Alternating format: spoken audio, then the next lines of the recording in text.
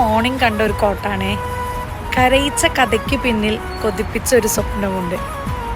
കേട്ടപ്പോൾ ഭയങ്കര സ്ട്രൈക്കിംഗ് ആയിട്ട് തോന്നി. അപ്പം നിങ്ങളോടും ഷെയർ ചെയ്യണമെന്ന് എനിക്ക് തോന്നി.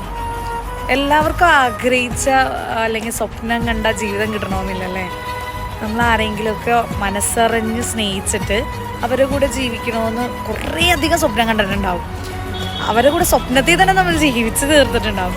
പക്ഷെ സാഹചര്യം കൊണ്ടോ അല്ലെങ്കിൽ വിധി കൊണ്ടോ, വിധിയുടെ വിളയാട്ടം കൊണ്ടോ, അല്ലെങ്കിൽ നമ്മുടെയൊക്കെ കയ്യിലിരിപ്പ് കൊണ്ടോ അറിയില്ല, ഒന്നു ചേരാൻ പറ്റാതെ പോയ കുറേ പ്രണയങ്ങൾ നമുക്ക് ചുറ്റുമുണ്ട്.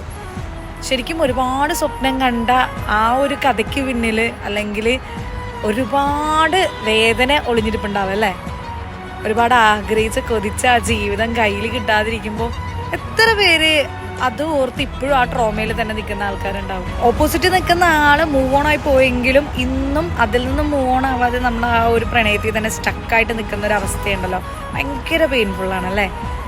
അയാൾ നമ്മളെ മറന്നിട്ടുണ്ടാവും, ചിലപ്പോൾ അയാൾ നമ്മൾ ഇടയ്ക്ക് ഓർക്കുന്നുണ്ടാവുമെങ്കിലും നമ്മൾ നമ്മുടെ മെമ്മറിയിൽ നിന്ന് ഒരിക്കലും അവരായിട്ടുള്ള മെമ്മറിയൊന്നും മാറാതെ മൂവ് ഓൺ ആവാതെ ഇന്നും സ്റ്റിൽ സ്റ്റക്കായി നിൽക്കുന്ന ആ ഒരു പെയിൻഫുൾ സിറ്റുവേഷൻ ഭയങ്കര ഒരു ബ്രേക്കിംഗ് ആണ്. ഭയങ്കര പെയിൻഫുള്ളാണത്.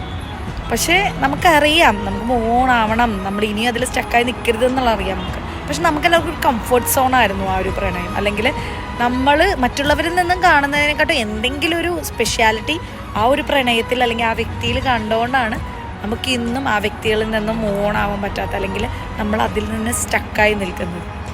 അപ്പം അങ്ങനെയുള്ള പ്രണയമൊക്കെ നമ്മുടെ കയ്യിൽ നിന്ന് പോകുമ്പില്ലേ ഭയങ്കര ഒരു പെയിനാണ്.